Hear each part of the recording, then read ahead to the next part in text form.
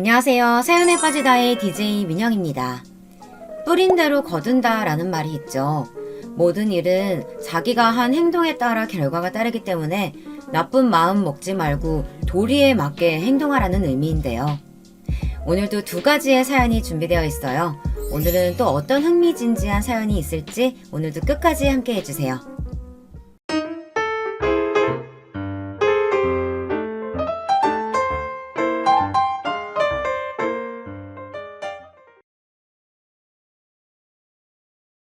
안녕하세요. 저는 시어머니와 함께 살고 있는 50대 여성입니다. 제게는 아들이 둘이 있는데요. 둘 다 타지에 있는 사관학교에 다니는 중이라 집에는 시어머니와 저 둘뿐이죠. 시어머니라고 하면 한없이 어려운 존재잖아요. 물론 제 이야기를 듣고 계시는 분들 중 몇몇 분들에게는 끔찍한 존재일 수도 있겠고요. 하지만 제게 있어 시어머니는 남편과의 마지막 약속이자 20년 동안 의지할 수 있었던 유일한 어른이기도 하답니다. 시어머니께서 아시면 나이 50 넘어 무슨 징그러운 소리냐고 혀를 차시겠지만 진심 저는 그렇게 생각하거든요. 남편은 정말이지 성실함을 사람으로 만들어둔 그런 존재였어요. 정비공이었던 남편은 항상 버스 첫 차를 타고 출근을 했었죠.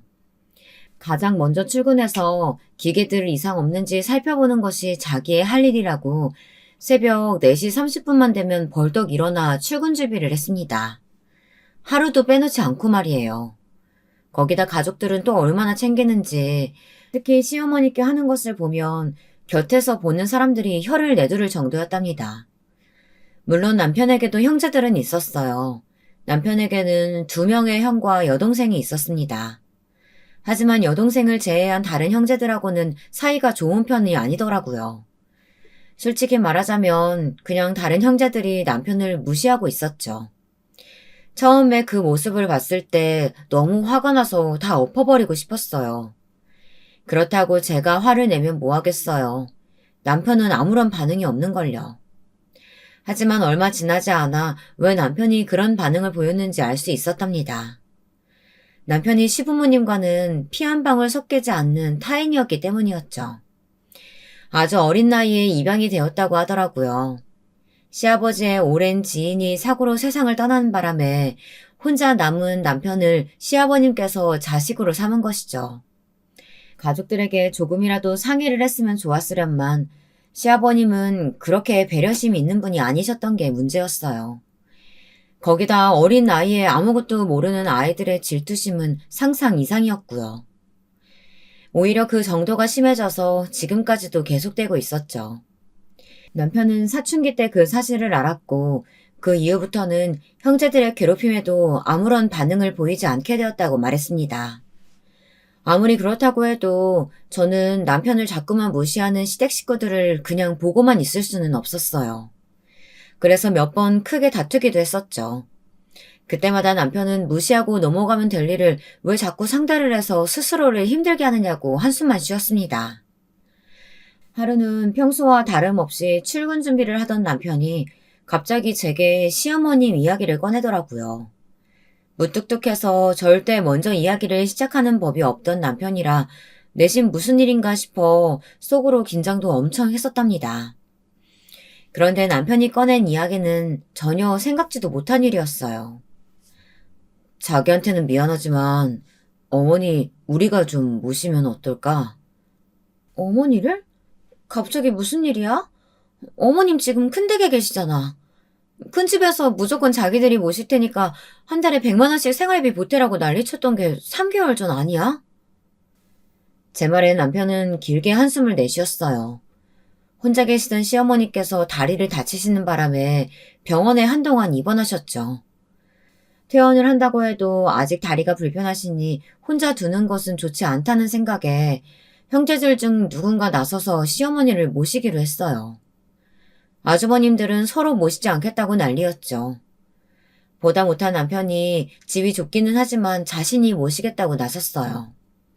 그러나 큰아주버님께서 피 한 방울 섞이지 않는 남편이 어디서 나서냐고 난리도 이런 난리가 없었죠. 심지어 작은 아주버님은 우리가 시어머니를 모시고 가서 때리고 굶길 것이라는 소리까지 했습니다. 말이 되는 소리 좀 하세요. 어느 자식이 부모님께 그런 행동을 한답니까? 자식이 아니니까. 우리한테 괴롭힘 당했다고 어머니한테 풀 수도 있고. 아주버님, 적당히 좀 하세요. 지금까지 매해 어머니 모시고 건강검진 다니는 사람이 누군데요. 그이잖아요. 영양제 떨어지지 않게 챙기는 것도 저이고요. 그럼 그이한테 무슨 말씀을 하시는 거예요? 그럼 목적이 돈인가? 어머님 돌아가시기 전에 한 몫 챙겨보려고 점수 따기? 어느 쪽이든 호적상 아들이 아닌 사람은 나설 일이 아니죠. 남편은 잔뜩 화가 난 얼굴이었지만 그놈의 핏줄을 앞세워 따지는 형제들 앞에서 결국은 분노를 참고 넘길 수밖에 없었답니다. 그렇게까지 난리를 쳤던 일은 어디로 갔는지 갑자기 큰 집에서 자신들이 시어머니를 모시겠다고 말을 바꿨죠. 그리고는 시어머니를 모시는 대가로 매달 생활비를 보태라고 하더라고요. 100만 원씩 말이죠. 저는 터무니없는 금액에 뭘 근거로 100만 원을 달라고 하시는 거냐며 따졌지만 큰형님은 눈 하나 깜짝하지 않았어요. 삼시세끼 챙겨드려야지. 물리치료 받으려면 병원에 모시고 가야지. 그걸 누가 다 한다고 생각하는 거야? 사람 써서 하는데 그 정도는 내야지. 봐봐. 어머님께 쓰는 돈 이렇게 아까워하면서 어머님을 모신다고? 그런 말씀이 아니잖아요. 돈이 아깝다는 말이 아니라 정확하게 하자는 말이죠. 정확히 해? 내가 지금 내 주머니 채우려고 이런단 말이야? 형수님, 그런 의도로 드린 말씀 아니라는 거 아시잖아요. 제발 그만 좀 하세요. 결국 남편이 나서서 큰 집의 의견에 따르겠다고 말을 하고 나서야 소라는 일단락되었습니다. 그리고 3개월이 지난 거죠.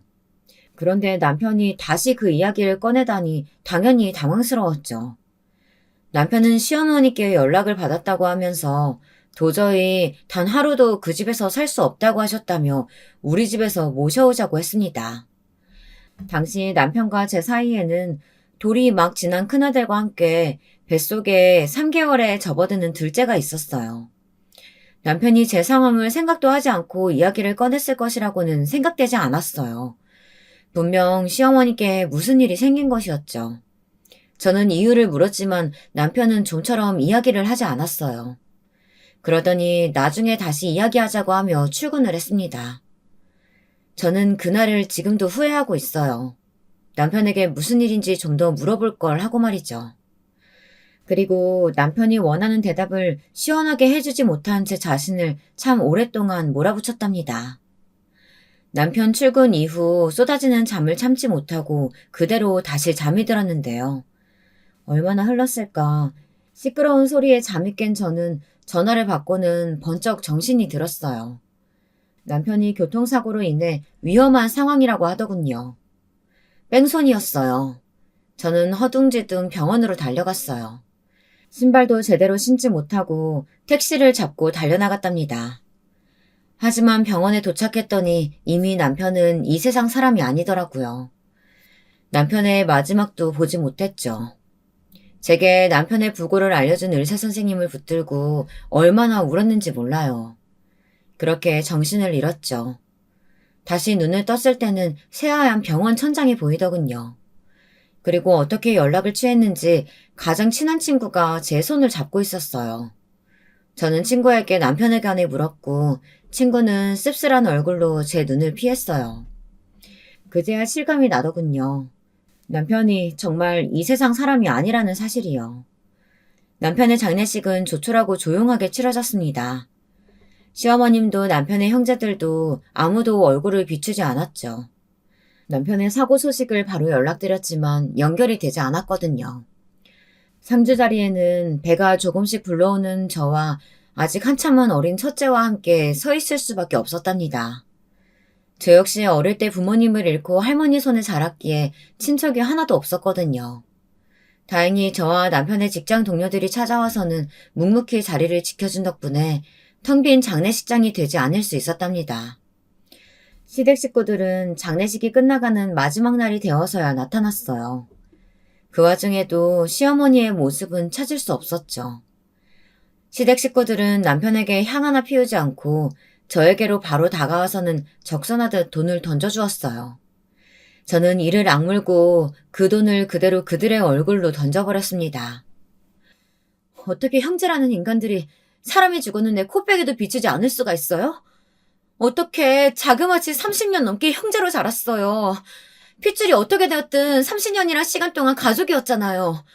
그런데 마지막 가는 길조차 왜 그 사람을 외롭게 만드는 거예요? 형제? 우리가? 30년 한 집에 살았던 게 우리 의지인 줄 알아? 다 어머니 아버지 마음대로 벌인 일이라고. 한 번도 형제라고 생각한 적 없어. 섭섭지 않게 넣었으니까 받아두고 신경 쓸 일 만들지도 말고 그냥 서로 보지 말고 살았으면 좋겠네. 그 사람들은 제가 뭐라 대답하기도 전에 장례식장을 벗어났죠. 저는 그들을 따라 나가 시어머님은 어디 계시냐고 물었어요. 하지만 그 사람들은 저를 뿌리치며 왜 시어머니께서 아셔야 하는 것이냐며 오히려 저를 비웃듯이 바라보더군요. 저는 너무 어이가 없었지만 멍하니 그 뒷모습을 볼 수밖에 없었어요. 그때 제 나이가 34이었답니다. 무려 20년 전이죠. 저는 남은 인생을 아이들을 위해 살겠다고 다짐했어요. 그래서 나중에 남편이 있는 곳으로 간다면 우리 아이들 남부럽지 않게 올바르게 잘 키워냈다고 말해주겠다고 맹세했습니다. 그러던 어느 날 충격적인 일이 벌어졌어요. 남편의 장례를 치른 지 한 달 정도 지났나. 저는 다니던 회사에 사표를 내고 친구네 가게에 취직해 재택근무를 하고 있었어요. 어린이집에서 큰애를 데려오는 길에 못 보던 차가 집 앞에 있더군요. 이 동네에는 전혀 어울리지 않는 그런 차라 신기하게 바라보았죠. 차를 지나 아파트 입구로 들어서는데 갑자기 저를 부르는 소리가 들렸어요. 저는 깜짝 놀라 뒤를 돌아봤죠. 차에서 시어머니와 아가씨가 모습을 드러내더군요. 아가씨는 작년 결혼해 일본으로 건너가 살고 있었거든요.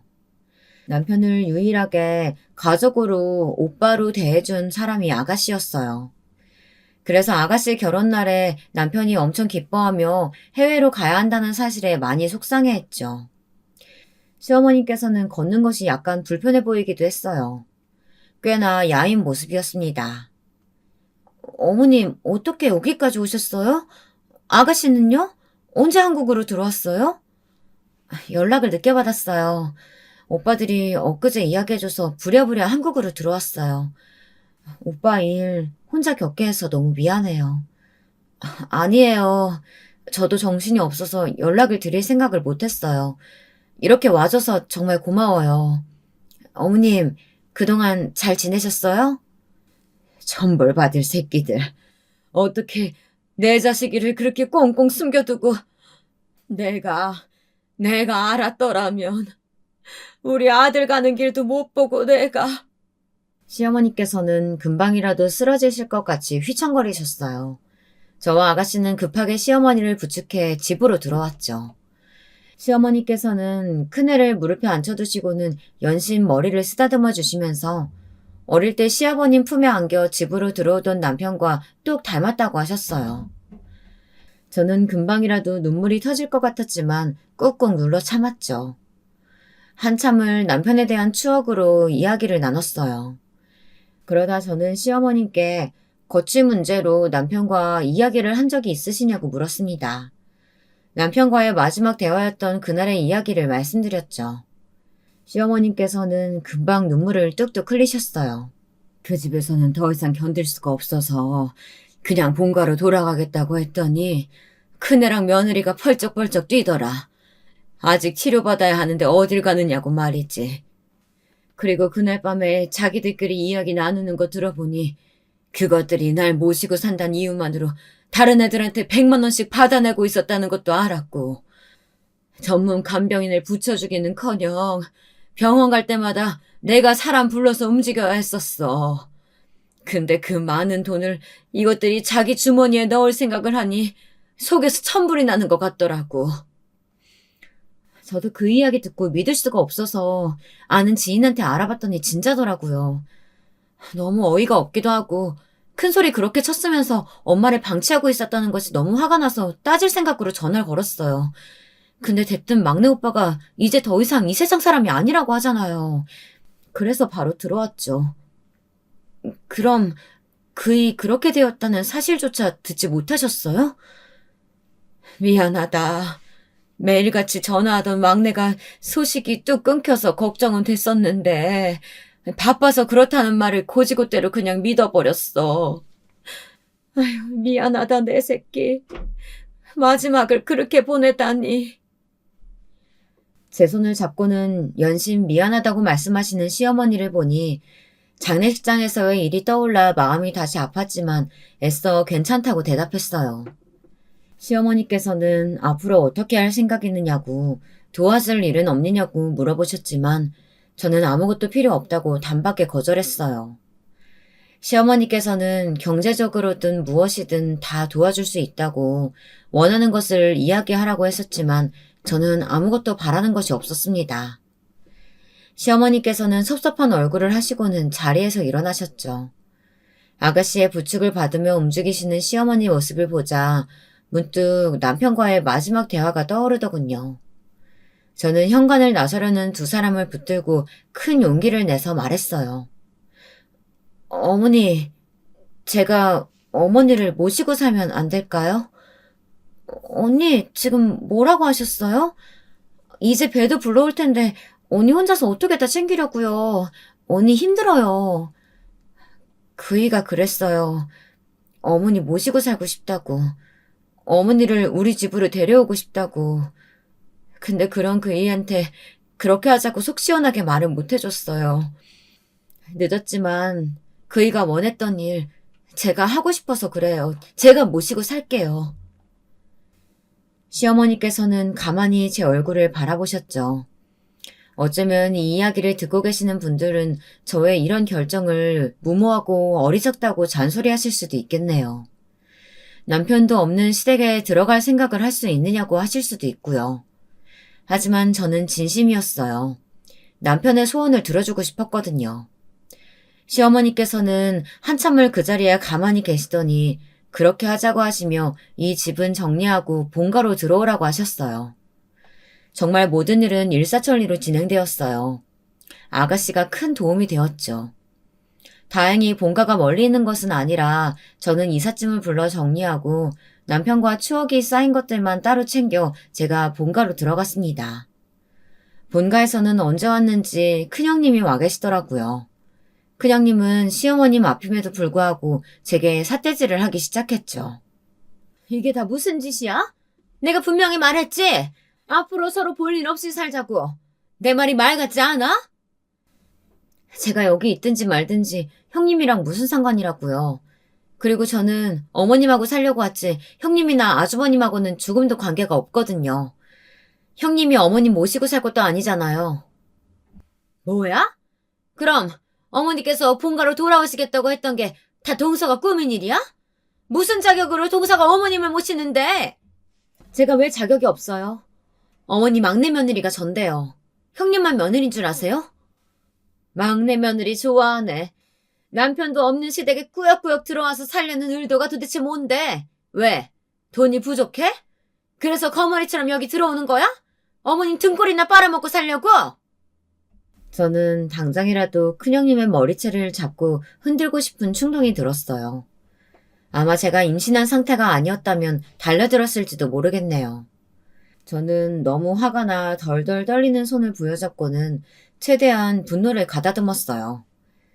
큰형님의 폭언에 아가씨가 잔뜩 화가 난 얼굴로 다가와서는 말을 왜 그렇게 하느냐고 따져 물었어요. 큰형님은 결혼했으면 이제 이 집 식구가 아니니 나서지 말란 말을 하더군요. 그 말에 더 화가 난 아가씨는 그동안 시어머니를 어떻게 방치했는지 하나하나 열거하면서 시어머니를 모시고 산다고 큰소리치더니 이게 다 뭐냐고 큰형님을 몰아붙이기 시작했어요. 하지만 큰형님은 부끄러워하기는커녕 뭐가 잘못된 것이냐고 도리어 고개를 쳐들곤 어깨를 쩍 펴더군요. 참 어처구니가 없었어요. 그 소리를 다 듣고 계셨는지 시어머니께서 나오셔서는 큰형님에게 당장 이 집에서 나가라고 하셨어요. 어머님, 저희가 어머님한테 얼마나 최선을 다했는데 이렇게 나오실 수가 있어요? 그리고 동서를 집에 들이시다뇨. 서방님도 죽은 마당에 동서랑 같이 사실 생각은 아니시겠죠? 이미 인연은 끊어졌어요. 동서가 무슨 짓을 할 줄 알고요. 제가 형님인 줄 아세요? 저는 형님처럼 그렇게 돈에 눈 돌아간 사람 아니거든요. 뭐? 방금 뭐라고 그랬어? 어머님 앞에 계신데 사람을 어디서 함부로 모함이야? 형님이야말로 뭘 근거로 저를 그렇게 몰아가시는데요. 왜요? 어머니께서 앞으로 본가에서 저랑 산다고 하시니까 매달 들어오던 돈이 아쉬우세요? 아니면 제가 형님처럼 매달 100만 원씩 달라고 할까봐 그게 걱정되시나 봐요. 저의 마지막 말에 큰형님은 당황했는지 말도 제대로 못하시고는 결국 손을 올리시더라고요. 하지만 제가 어디 얌전히 맞아줄 사람은 또 아니죠. 저는 제게 휘두르는 큰형님의 손을 낚아채고는 어디다 손을 올리느냐고 따져 물었습니다. 큰형님은 당장 놓으라고 신경질을 내며 시어머니께 이렇게 흉폭한 사람하고 어떻게 사실 생각이냐고 하더군요. 그러면서 지금이라도 자신을 따라 큰 집으로 가자고 했어요. 하지만 시어머니께서는 그런 일은 두 번 다시 없다고 하시며 다시금 큰형님께 당장 나가라고 하셨죠. 큰형님은 제게 두고 보라고 하고는 쿵쾅거리는 소리를 내며 나가버렸어요. 그날 저녁 짐이라고 해봤자 옷과 책 그리고 몇 가지 물건들이 전부였던 저는 빠르게 정리를 하고 저녁 준비를 했어요. 예전에 어머니께서 김치전을 좋아하시던 것이 기억이 나서 저녁상에 김치전이나 올릴까 싶어 반죽을 만드는데 큰형님이 아주버님 두 분과 함께 나타나셨죠. 작은 아주버님은 저를 보고는 인상을 팍 쓰시더니 제 어깨를 세게 밀치고 시어머니께서 계시는 방으로 들어가셨어요. 큰 아주버님은 무슨 낯짝으로 여기에 있느냐고 하더니 빌붙을 생각하지 말고 당장 나가라고 했죠. 큰형님은 그런 아주버님 두 분의 반응이 상당히 만족스럽다는 표정이었어요. 그때였죠. 큰오빠가 나서서 할 말은 아니지. 엄연히 이곳은 엄마 집이야. 엄마가 있으라고 했는데 오빠가 무슨 상관이라고. 너는 한국에 들어왔으면 당장 오빠한테 오지 않고 지금 뭐 하는 짓이야. 아니, 우리들이 어떻게 시퍼렇게 눈 뜨고 있는데 생판 남이 어머니 집에 들어오는 꼴을 그냥 보고 있으란 말이야. 생판 남이라니? 어떻게 언니가 남이야. 우리 가족이지. 아무리 막내 오빠가 세상 떠났다고 해도 엄연히 가족이야. 가족 같은 소리 한다. 그 새끼가 어떻게 네 오빠야? 네 오빠는 나랑 둘째 둘뿐이야. 정신 차려. 아가씨는 언제까지 초딩이나 할 법한 소리를 할 거냐고 혀를 차더니 그딴 소리 하러 왔느냐고 큰 아주버님을 몰아붙였어요. 시어머니께서는 빨리 들어오지 않고 뭐 하느냐고 소리를 높이셨죠. 저는 아가씨와 함께 급하게 안방으로 들어갔어요. 맨 뒷자리에 앉는데 작은 아주버님께서 가족들끼리 이야기하는 자리에 왜 아무나 들어오느냐고 저를 똑바로 보면서 말했어요. 저는 그 시선을 마주하면서 전혀 거리낄 게 없다는 표정을 지어 보였죠. 시어머니께서는 말을 가려하라고 따끔하게 한마디 하시고는 앞으로 저와 함께 이곳에서 살 예정이라고 하셨어요. 그러니 두 번 다시 저를 함부로 대할 생각은 하지 말라고 말이죠. 당연히 아주버님 두 분은 강력하게 반대하셨어요. 마치 제가 시어머니께 기생해서 살아가는 것처럼 아주 저를 깔아뭉개고 짓밟으셨죠. 하지만 시어머니께서는 오히려 그런 두 분에게 아직도 어린애처럼 굴 생각이냐고 소리를 지르셨어요. 큰 아주버님은 답답하다는 듯이 가슴을 치시더니 손가락으로 절 가리키고는 저런 것과 어떻게 살 생각을 하시느냐고 언성을 높이셨죠. 진짜 가관이었어요. 어떻게 저렇게 무시하고 사람을 배려할 줄 모르는 인간이 선생님을 하고 있는지 의문이었죠. 그딴 소리 하려거든 앞으로 내 집에 올 생각하지 마라. 돌아가신 아버지가 말씀하셨다. 늘 형제들끼리 서로 돕고 이해하려고 노력하면서 살라고. 그런데 너희는 한 번도 막내를 가족으로 대하지 않았지. 내가 그때 엄하게 가르치지 못하고 너희도 충분히 혼란스러울 테니 받아들일 때까지 기다린 것이 이렇게 후회가 될 줄은 몰랐다. 세상에, 어떻게 너희는 끝까지 이 모양이니? 분명 어머니 나중에 후회하실 거예요. 저런 인간을 믿은 것에 대해 피눈물 흘리시는 날 꼭 올 겁니다. 큰오빠, 무슨 저주도 아니고 어떻게 엄마한테 그런 말을 해?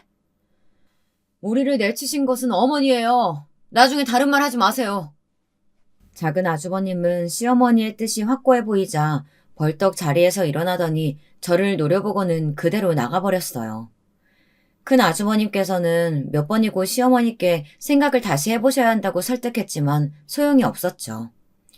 그렇게 큰 아주버님께서도 화가 나신 상태로 나가버리셨어요. 큰형님께서는 미련이 뚝뚝 흘리는 얼굴로 시어머니께 끝까지 이렇게 나올 생각이냐고 물어보더군요. 그리고는 길게 한숨을 내쉬며 자리에서 일어났어요. 저는 그런 형님을 붙들었죠. 앞으로 제가 어머님 모시게 됐으니까 큰형님께서 이전에 하셨던 것처럼 매달 제게 돈을 보내주세요. 100만 원. 작은 아주버님께도 말씀드려주시고요. 그 돈으로 어머님 삼시세끼는 물론 병원비에 차비까지 순전히 어머님 위해서만 사용할 테니까요. 뭐? 100만 원? 미쳤어? 내가 왜 동서한테 매달 100만 원을 줘야 하는데? 왜냐뇨. 형님께서 하셨던 것처럼 하는 것뿐이잖아요. 뭐가 잘못됐나요? 제 말에 큰형님은 무식한 것들하고는 상종도 하면 안 된다고 하고는 서둘러 나가버렸죠. 사람들이 다 나가고 나서야 저는 방긋 웃으며 시어머니와 아가씨를 바라보았죠. 반찬으로 김치전을 준비했다고 말했더니 아가씨께서 크게 웃으시더라고요. 시어머니께서도 고개를 절레절레 흔드셨죠. 그것이 끝일 줄 알았는데 한동안은 몇 번이고 아주버님들과 큰형님이 집으로 찾아왔어요. 그때마다 저를 내보내야 한다고 이야기하더니 급기야 자기들끼리 들어와서 살겠다고 하더라고요. 하지만 시어머니께서는 고집스럽게 고개를 저으셨어요. 얼마간의 시간이 흐르자 더 이상 아주버님도 큰형님도 나타나지 않았습니다. 엄연히 이야기하면 아예 발길을 뚝 끊어버렸죠. 명절 때가 와도 한 번도 전화한 적이 없었어요. 정말이지 저는 이런 게 무슨 가족이냐는 생각이 들 뿐이었어요. 그렇게 몇 년의 시간이 흘렀습니다. 저는 아이들을 어머님께 맡겨두고 본격적으로 일에 뛰어들었어요. 친구 가게에서 어깨너머로 배운 것들이 도움이 되었는지 집에서 시작한 쇼핑몰이 조금씩 자리를 잡기 시작했어요. 아이들을 재우고 나면 이것저것 만들어 쇼핑몰에 올리기도 했죠. 시어머니께서는 이왕 이렇게 된 거 차라리 작은 가게를 가지는 것이 어떠느냐고 하셨어요. 저는 절대 못한다고 사양했지만 시어머니께서는 오히려 제 수완이 좋아 충분히 잘할 수 있을 거라고 저를 격려해 주셨죠. 저는 시어머니의 든든한 지원을 받으며 작은 가게를 시작했어요. 물론 위기도 있었지만 지금은 그때 가게의 2배는 될 만한 매장까지 키웠답니다. 남편과 사별하고 물론 저에게도 새로운 만남들이 있었어요. 하지만 누구를 만나도 남편과 자꾸 비교하게 되더라고요. 그렇게 해서는 안 된다는 사실을 머리로는 알았지만 쉽지 않았죠. 시어머니께서는 저를 시집 보내실 생각이신지 중매를 서시겠다고 하시기도 하셨어요. 네 나이 아직 한창인데 새 가정 꾸릴 생각도 해야지. 언제까지 추억만 붙들고 살래? 어머님, 제가 귀찮으세요? 왜 자꾸 절 시집 보내지 못해 안달이세요? 저는 어머님이랑 우리 2 아이들만 있으면 되는데. 네가 부족한 게 뭐가 있다고 혼자 그러고 있어. 좋은 사람 만나서 재혼도 하고 그래야지. 싫어요. 저는 영원히 어머니 곁에 딱 달라붙어 살 거예요. 시어머니께서는 자신을 껴안고 매달리는 제 손을 소리나게 찰싹 때리시고는 귀찮다고 저리 가라고 하셨어요. 하지만 얼굴에는 미소가 가득하셨죠. 제가 시어머니를 따르는 만큼 시어머니께서도 저를 딸처럼 아껴주셨거든요. 그렇게 꽤 많은 시간이 흘렀습니다. 시간이 약이라는 말이 맞는지 언제부터인가 명절이 되면 큰 아주버님과 작은 아주버님께 연락이 오더라고요. 큰형님도 잠시 왔다 가고요.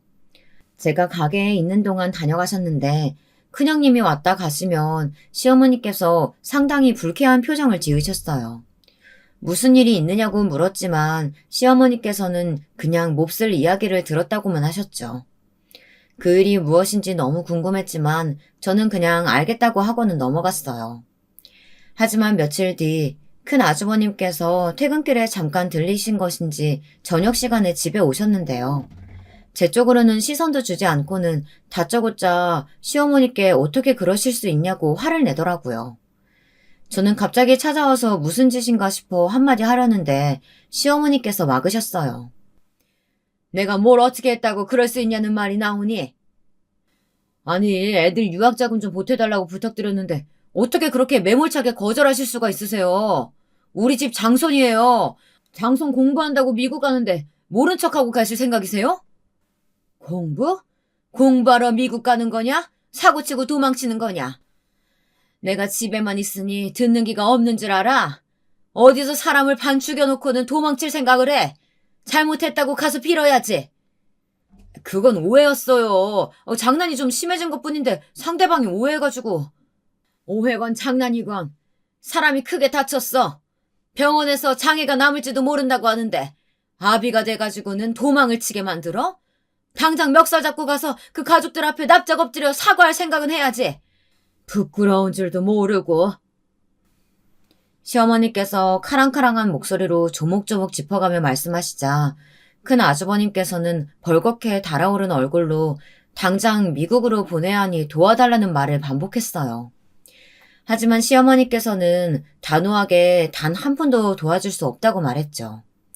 오히려 당장 사과하러 가지 않으면 시어머니께서 직접 나서시겠다는 말씀도 하셨어요. 큰 아주머니께서는 장손에게 어떻게 이럴 수가 있냐며 시어머니께 실망했다고 하고는 나가버렸습니다. 거실에는 쿵쾅거리는 소리와 함께 무언가 깨지는 소리도 들렸죠. 저는 깜짝 놀라 허둥거리며 따라 나갔다가 너무 놀라서 한 걸음도 움직일 수 없었어요. 거실에 놓인 화분이며 꽃병들이 여러 곳에 나뒹굴고 있더라고요. 저는 어떻게 인간이 저렇게 화풀이를 할 생각을 할 수 있는지 조금도 이해가 되지 않았어요. 그저 길게 한숨만 내쉬곤 주섬주섬 치우기 시작했죠. 시어머니께서도 나와보시고는 혀를 차시며 언제 철이 들지 모르겠다고 하셨어요. 그 뒤로도 몇 번이나 큰 아주머님과 작은 아주머님은 시어머니를 찾아왔어요. 방문 목적은 열이면 열, 다 돈 때문이었죠. 새로운 사업을 하겠다고 돈을 달라고 말하던 작은 아주머님의 얼굴은 아직도 생생하게 기억날 정도랍니다. 시어머니께서는 도대체 자신을 뭐로 알고 있기에 이렇게 당당하게 찾아와 돈을 요구하느냐고 아주버님들을 모아두고 잔소리를 하셨지만 두 분은 오히려 어머니가 어떻게 자식을 나 몰라라 할 수 있느냐고 더 큰 소리로 화를 냈답니다. 보다 못한 제가 나서 한마디 거들기라도 하면 저 아주버님은 펄쩍펄쩍 뛰며 어디서 참견이냐고 소리를 질렀죠.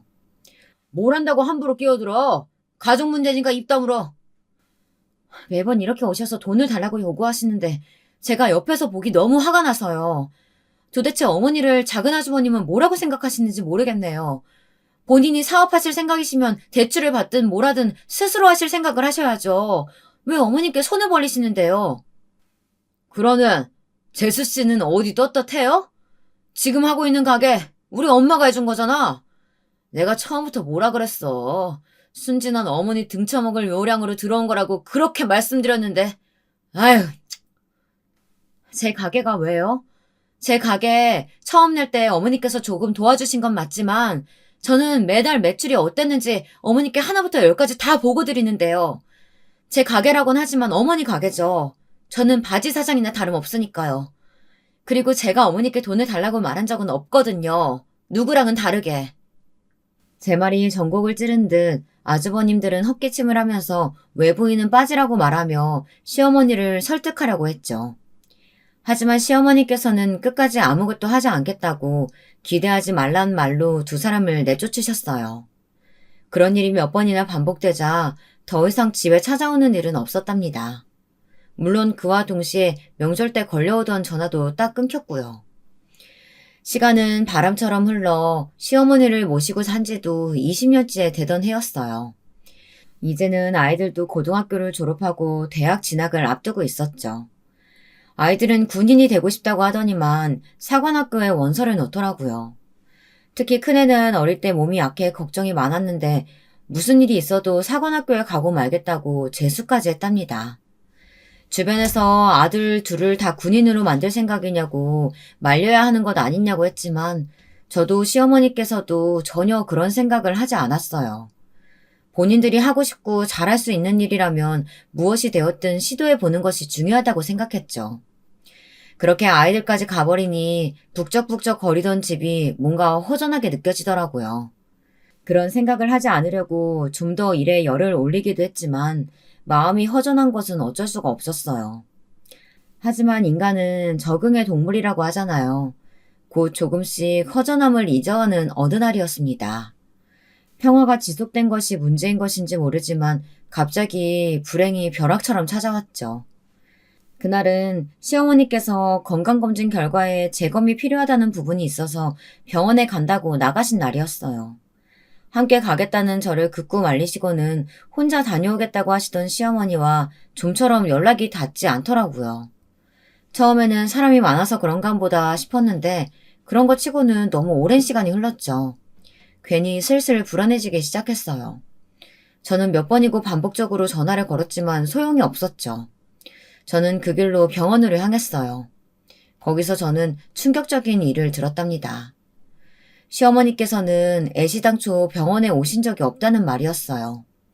저는 여기저기 한참을 시어머니를 찾아다녔지만 소용이 없었어요. 그런 제게 큰형님이 전화를 주셨죠. 어머니, 우리가 다시 모시기로 했으니까 그렇게 알고 당장 2층 정리해서 그 집 나가.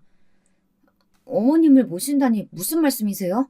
어머님 어디 계시는데요? 제가 가서 말귀 못 알아들어? 우리가 모신다고. 그러니까 관심 끄고 당장 짐이다 비우라고. 저는 몇 번이고 시어머니를 바꿔달라고 전화를 걸었지만 차단을 해두었는지 연결이 되지 않았죠. 큰 집에 가보기도 했지만 시어머니께서는 계시질 않았어요. 그렇게 며칠의 시간이 흘렀습니다. 제게는 하루가 10년은 되는 것 같았어요. 매일같이 시어머니를 찾아다니는 것이 제 일과였죠. 그런데 하루는 잠에서 일어났는데 밖이 소란스럽더라고요. 저는 무슨 일인가 싶어서 나갔죠. 큰형님의 얼굴이 보였습니다.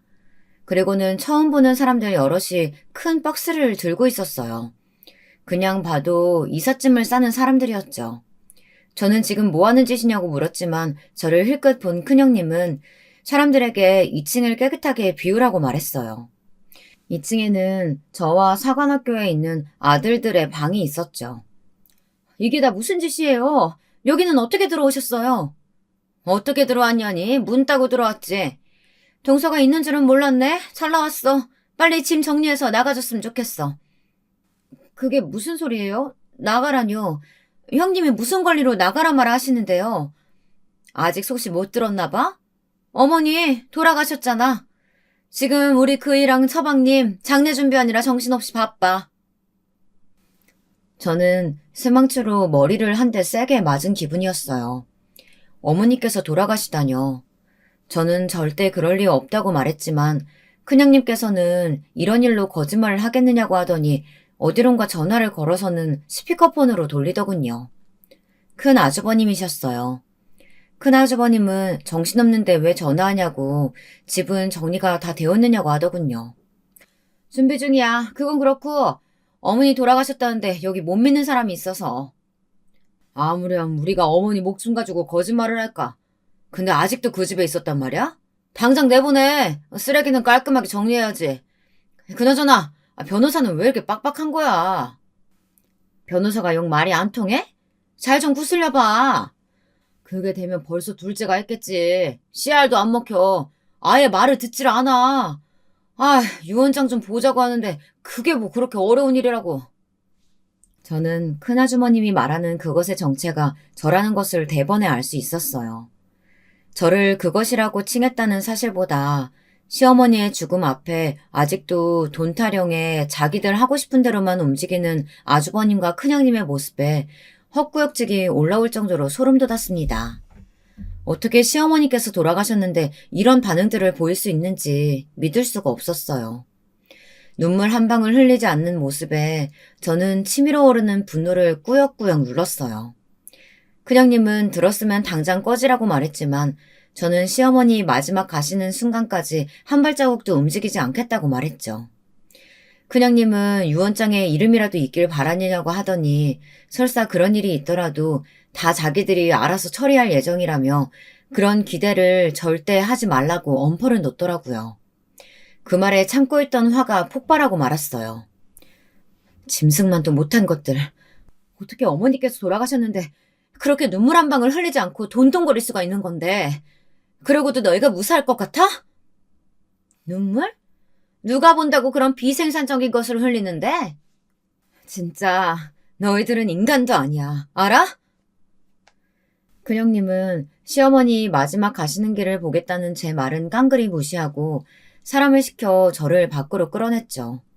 저는 절대 못 움직인다고 버텼지만 남자들의 억센 힘에는 당할 재간이 없더라고요. 1시간 정도 지났나 아주버님들이 서둘러 집으로 들어가는 것이 보였어요. 저는 두 분을 붙들고 진짜 시어머니가 돌아가신 거냐고 물었지만 두 사람은 그런 제 말에는 대답도 하지 않고 아직도 여기서 어슬렁거리는 중이냐고 호통을 치더라고요. 그리고는 당장 꺼지라고 하면서 저를 밀쳐냈죠. 바닥으로 내동댕이 쳐지면서도 저는 믿기지 않은 현실에 시어머니가 돌아가신 것이 맞느냐고 물었어요. 결국 작은 아주버님은 시어머니께서 돌아가시지 않았는데 어떻게 자신들이 여기 오겠냐고 하고는 제발 가족 일에 나서지 말고 좀 나가라고 하더군요. 2번 다시 보지 말자고 말이죠. 시어머니가 정말 돌아가셨다는 소리에 한동안 멍하게 길거리에 앉아있던 저는 박스를 하나 둘 들고 오는 사람들을 보고는 불이 나게 집 안으로 들어갔어요. 아주버님들과 큰형님은 무언가를 찾는지 집안을 구석구석 뒤지고 있더군요. 저를 제일 먼저 발견한 것은 작은 아주버님이었어요. 아직도 정신을 못 차렸냐고 하더니 사람을 시켜 저를 끌어내라고 했죠. 하지만 곧 큰 아주버님께서 그런 작은 아주버님을 말리더니 제게 묻더라고요. 어머님 인감이랑 통장, 보험증 그런 것들 다 어디 있는 거야? 알고 있잖아. 빨리 말해. 어딨어? 아직 어머니 장례도 제대로 치르지 못했어요. 그런데 뭐? 인감, 통장? 제정신이야? 돈귀신이라도 붙은 거야? 어떻게 자식이라는 작자가 그런 말을 해? 이미 죽은 사람인데 우리가 뭘 어떻게 하든 알게 뭐야. 어디 있는지 알면 당장 말해. 어디야? 어딨어? 작은 아주버님이 다가와 제 팔을 세게 붙들고는 이리저리 흔들었어요. 저는 이를 악물고 버텼죠. 안방을 뒤지던 큰형님까지 가세해서 당장 어디 있는지 다 이야기하라고 윽박질렀어요. 저는 모른다고 말하며 설사 알고 있다 하더라도 당신들에게는 절대 말할 수 없다고 했죠. 제 말에 화가 난 큰 아주버님은 기어코 제 뺨을 내리치셨어요. 아주 무겁고 잘 긴 소리가 들렸죠. 비릿한 피맛이 느껴지는 것이 아무래도 입 안이 터진 것 같더라고요. 저는 아무것도 모른다고 외치면서 자식된 도리는 다 하고 그런 것들을 찾아도 찾아야 하는 것 아니냐고 소리를 질렀어요. 하지만 이번에는 작은 아주버님마저 손을 높이 쳐들고는 조용히 하라고 하며 제 뺨을 내리치려고 하시더라고요. 그때였어요. 집안의 모든 사람들을 한 번에 멈추게 한 소리가 들려왔죠. 마치 일시정지 버튼이라도 누른 것처럼 모든 것들이 멈췄어요. 저는 숨 쉬는 것마저도 잊을 정도였답니다. 감히 누가 내 며느리한테 손을 올리는 거야? 어? 다들 자신의 눈을 의심하고 있었죠. 시어머니 뒤쪽으로는 낯익은 얼굴도 보였어요. 시어머니의 일을 대신 봐주시던 변호사님과 실장님들이 보였죠. 먼저 정신을 차린 것은 큰아주버님이셨어요. 여긴 어떻게... 형님, 이게 다 무슨 일입니까? 제대로 처리한 거 아니었어요? 어머니가 여기를 어떻게 오실 수 있는데요? 어머니라, 내가 너희 어머니긴 하니? 아주버님의 아우성이 단숨에 잦아들었어요. 서로 눈을 마주하고는 시어머니의 눈치를 보고 있었죠. 그런 모습에 시어머니께서는 길게 한숨을 내쉬고는 저에게 손을 내밀어 주셨어요. 저는 홀린 듯이 시어머니 곁으로 다가갔죠. 시어머니의 손을 맞잡고 나서야 환상이 아니라는 것을 알 수 있었습니다. 내가 손 놓고 그냥 당할 줄 알았어?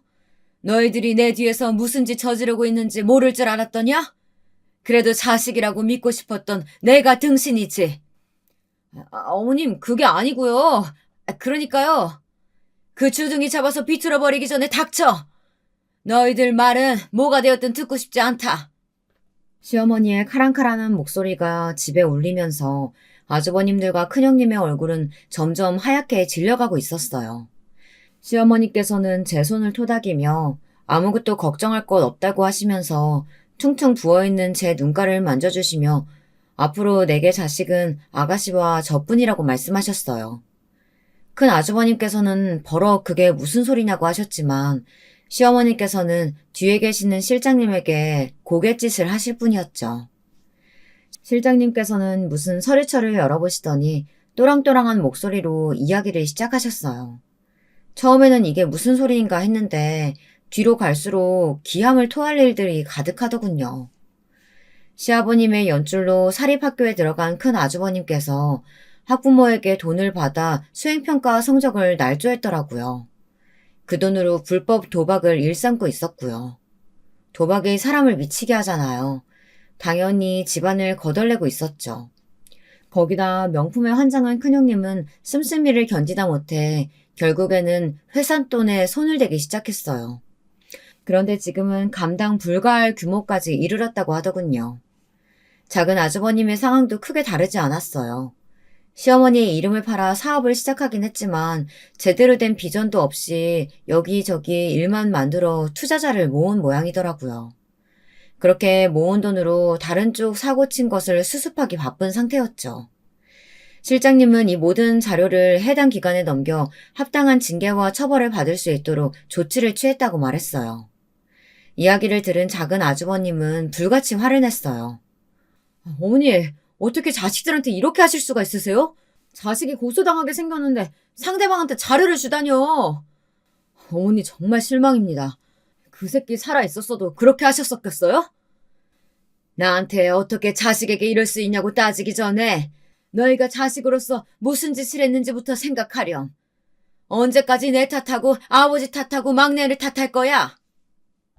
아주버님과 큰형님은 뭐라고 소리를 지르며 화를 내더니 나중에는 살려달라고 빌기 시작했죠. 하지만 시어머니께서는 시선 하나 주지 않으셨어요.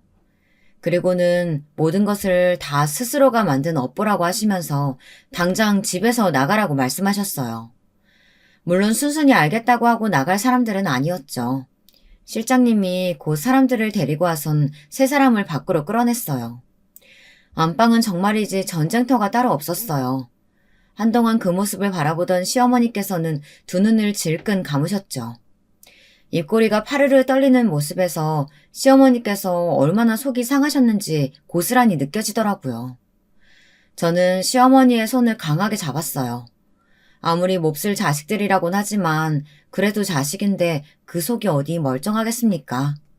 저는 아무런 말도 하지 않았어요. 그저 시어머니의 손을 두 손으로 꼭 쥐고 있을 뿐이었죠.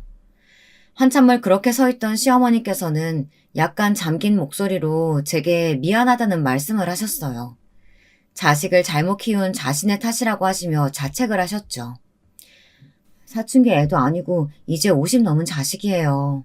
어머님의 탓이 아니에요. 제 말에 시어머니께서는 고개를 끄덕이시며 피곤하니 자리에 좀 누워야겠다고 하셨어요. 그 모습에 저는 조용히 나왔답니다. 그 이후로는 별다른 일은 없었어요. 실장님이 말씀해 주셨던 것처럼 아주버님은 학교에서 잘렸고 작은 아주버님은 사기죄로 고소당해 지금은 조사 중에 있고요. 큰형님은 횡령죄가 성립되어 재판을 기다리는 중이랍니다. 시어머니께서는 그 모든 일들을 보고받으시면서 얼굴색 하나 바뀌지 않고 고개만 끄덕이셨어요. 하지만 실장님이 나가고 나면 한동안 침대에 등을 보이고 누워 계셨어요. 저는 아무런 말도 하지 않고 조용히 안방 문을 닫아드렸답니다. 시어머니의 한없이 작은 등을 보고 있으면 그렇게 남편이 생각났어요. 남편이 살아있었더라면 시어머니께 어떻게 해드렸을까 하면서 말이죠.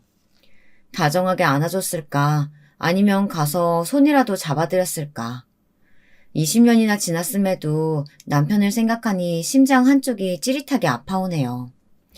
아마 앞으로도 저는 이렇게 시어머니와 함께 때로는 남편을 떠올리며 남은 인생을 보내지 않을까 싶습니다. 제 사연을 끝까지 들어주셔서 너무 감사합니다. 안녕하세요. 저는 50대에 성인이 된 자식들을 두고 있는 주부입니다. 저는 가난한 바닷가 마을에서 자랐는데요. 어머니는 남의 집 일을 하셨고 아버지는 바닷가 근처 식당에서 일을 하셨어요. 저희 때야 뭐 잘 사는 사람들이 많지 않았기 때문에 서로서로 못 사는 형편을 돕고 살았고 그래서인지 저희 집이 크게 가난하다는 건 느끼지 못했습니다. 그리고 제가 집안의 막내였기 때문에 저는 받는 혜택들도 있었어요. 제 위로는 오빠가 둘이 있었는데 보통 다른 집 같으면 장남이다, 차남이다 해서 남자들을 챙겨주곤 했는데 이상하게 저희 집은 반대였습니다. 해녀이신 할머니도 그러셨고 저희 아빠도 엄마에게 딸을 낳으라며 사내 자식은 징그럽단 말씀을 하시곤 했다네요.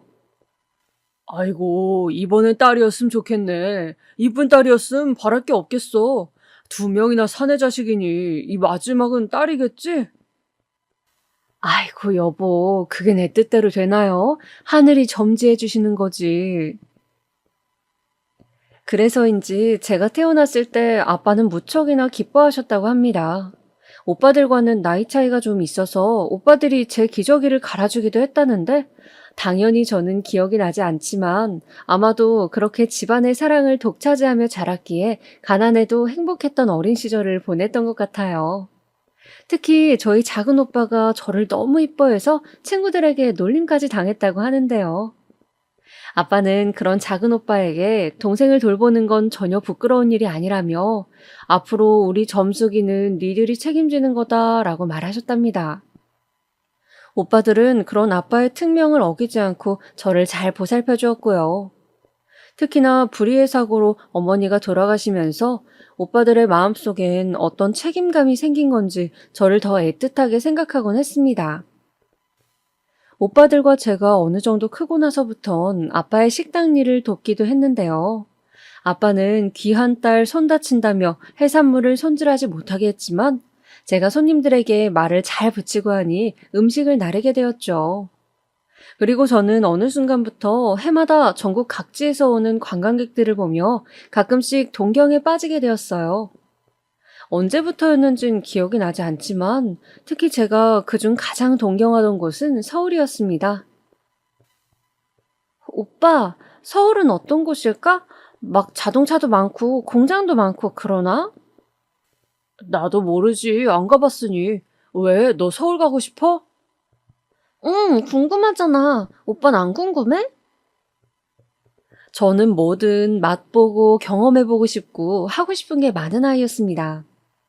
그러다 보니 얼른 중학교만 졸업하고선 서울로 올라가 자유롭게 살아보고 싶었죠. 허나 절대 성인이 되기 전까지는 혼자 사는 건 안 된다며 극구 반대하시는 바람에 그 꿈은 미뤄졌고 그 전까진 아빠 식당에서 일을 해야만 했어요. 가족끼리 있는 시간은 나름대로 즐겁고 행복했지만 저는 새로운 세상을 구경하고 싶은 욕심에 매일 밤마다 서울을 그리며 잠에 들었습니다. 하지만 제가 만만히 봤던 거지요. 어렵게 올라가게 된 서울에 도착하자마자 고난길이 펼쳐졌으니까요. 아빠가 주신 돈을 가지고 월세방을 하나 구하긴 했지만 그 다음이 문제였습니다. 먹고 살아가기 위해선 일을 해야 했는데 아빠 식당 말고는 일을 해본 적이 없어서 그런지 뽑아주는 곳이 없었습니다. 그래서 그때부턴 두렵고 떨리는 마음으로 일자리를 알아보러 다녔던 것 같아요. 아줌마, 저 일 좀 시켜주시면 안 될까요? 사장님, 저 일 잘할 수 있는데 한 번만요. 줄인 배를 잡고 계속해서 이런 말들을 주워 섬기며 일자리를 알아보았는데 서울에 올라온 현실이 문득 너무 서글프기까지 했습니다. 그러던 어느 날 사람이 정말 죽으라는 법은 없는지 절 안쓰러이 여기던 옆집 아주머니께서 공장에 다리를 놔주신 거였어요. 아주머니는 공장의 작업반장에게로 절 데려가셨고 그때부터 저는 가방 공장에서 일을 하게 되었습니다. 하루 종일 갇혀 계속 일만 하는 삶. 제 세대의 여러분들이라면 그런 경험을 해보셨겠죠? 그러면 다들 아실 겁니다. 얼마나 그 삶이 고달프고 퍽퍽하고 눈물이 나도록 서러운 것인지를. 밝고 쾌활했던 어린 소녀는 어느새 사라져가고 그저 하루살이처럼 일만 하다 기숙사 방에 눕는 순간 쓰러져 자는 그런 일상이 제 삶의 전부였죠. 거기다 공장 작업반장은 얼마나 못살게 구는지 조금이라도 쉬고 있으면 일 안 할 거냐며 제 손을 꼬집기도 했습니다. 또 제 외모를 트집 잡아 너같이 못생긴 애들은 공장 일이라도 잘해야 시집 가는 거다라며 흉을 보기도 했어요. 지금이라면 상상도 못할 일들이 참 많이 일어난 시대였습니다. 그때마다 아버지에게 연락이라도 하고 싶었지만 괜히 걱정 끼칠까 싶어 그저 마음속에서 아버지와 오빠 얼굴을 그리며 어떻게든 버텨야지 하는 생각만 했죠. 대신 저에겐 영숙이 언니가 있었어요. 영숙 언니는 저보다 3살이 많은 언니인데 워낙 일찍 공장에 들어온 터라 공장 일이 익숙한 사람이었어요. 언니가 저를 달래주고 가끔은 제 일감도 대신 해준 덕에 그나마 버티고 일할 수 있었습니다. 점수가 조금만 고생하자. 우리 여기서 돈 벌어 나가면 되잖아. 알겠어요, 언니. 그렇게 언니와 함께 3년 정도를 공장에서 버티고 나니 어느새 사람이 그런 험한 일에도 적응을 하게 되더라고요. 이제는 때려칠 생각조차 하지 않았고 고향에 어느 정도 월급을 붙일 수 있게 되었습니다. 그리고 그 시기가 끝나고 제 인생에도 볕들 날이 오게 되었습니다. 바로 남편을 만나면서였어요. 남편을 만난 건 영숙 언니를 통해서였는데요. 어느 날 영숙 언니가 제게 점수가 너도 이제 슬슬 남자 만나 가정 꾸릴 때 되지 않았니? 언니가 꽤 괜찮은 남자를 아는데 한번 만나보지 않을래? 하더군요. 남자를요? 그때까지만 해도 한 번도 남자 경험이 없었던 저는 어딘지 영숙 언니의 말이 무섭게 느껴졌지만 한편으론 호기심이 생기기도 했습니다. 바닷가에 살 때 동네 오빠들과 은근한 호감을 주고받았던 적은 있었지만 정식으로 누굴 만나거나 한 적은 없었으니까요. 남편과는 첫 만남 때부터 어딘지 모르게 잘 통한다는 느낌이 들었습니다. 둘 다 이성 경험이 없었고 일만 해왔다는 점에서도 똑같았고 다만 남편은 사람이 내성적이고 어딘지 줏대가 없긴 했는데 그것조차 그때는 매력적으로 보였습니다. 또 당시 아버지 회사에서 일을 하고 있다고 했는데 일에 몰두하는 모습이 성실해 보이더군요. 그래서 몇 달 만나며 서로 차차 알아가던 중이었는데 마음이 너무 급했던 건지 일이 터지고 말았습니다. 예상하신 분들도 있으시겠지만 네, 실수로 애가 들어서고 말았던 거죠. 갑작스레 터진 일에 남편도 저도 어찌할 바를 몰랐죠. 고향에 있던 부모님 생각도 나고 오빠들 생각도 나면서 이 소식을 어떻게 전해야 할지 까마득했습니다. 그런데 곰곰이 생각하던 남편이 이왕 생긴 김에 얼른 낳고 가정도 꾸리자며 의외의 추진력을 보이더라고요. 점수가 나는 너랑 결혼하고 싶다.